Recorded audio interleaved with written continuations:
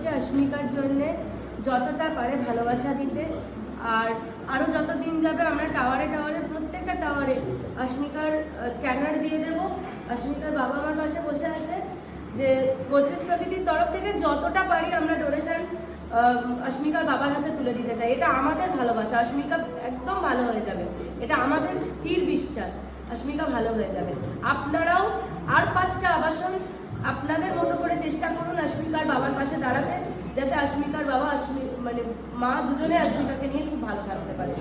Please এটা আপনারা চেষ্টা করুন।